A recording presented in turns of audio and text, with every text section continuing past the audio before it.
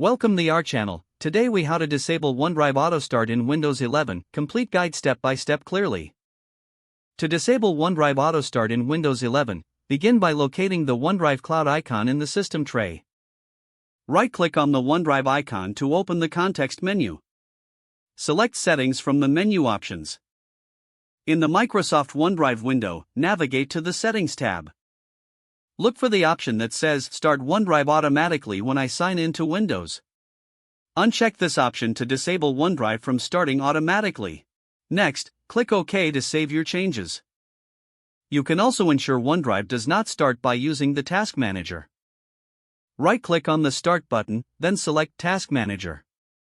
In the Task Manager window, navigate to the Startup tab. Look for Microsoft OneDrive in the list of startup applications. Right-click on Microsoft OneDrive and select Disable. Close the Task Manager once you're done. Finally, restart your computer to ensure the changes take effect. This completes the guide on disabling OneDrive Auto Start in Windows 11. If the page does not load, refresh the browser or try again in a private or incognito window. Make sure you are using the correct email address, then retype it carefully to avoid small typos.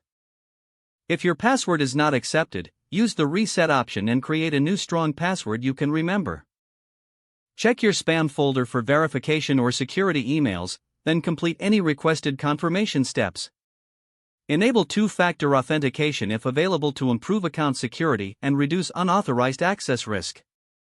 After signing in, review your profile details so your contact information and settings are accurate and current.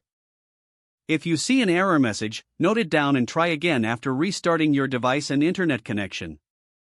Log out when you finish, especially on shared devices, to keep your account and payment information secure. If the page does not load, refresh the browser or try again in a private or incognito window. Make sure you are using the correct email address, then retype it carefully to avoid small typos. If your password is not accepted, use the reset option and create a new strong password you can remember. Check your spam folder for verification or security emails, then complete any requested confirmation steps. Enable two-factor authentication if available to improve account security and reduce unauthorized access risk.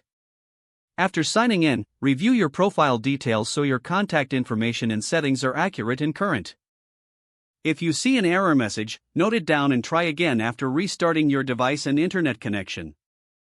Log out when you finish, especially on shared devices, to keep your account and payment information secure.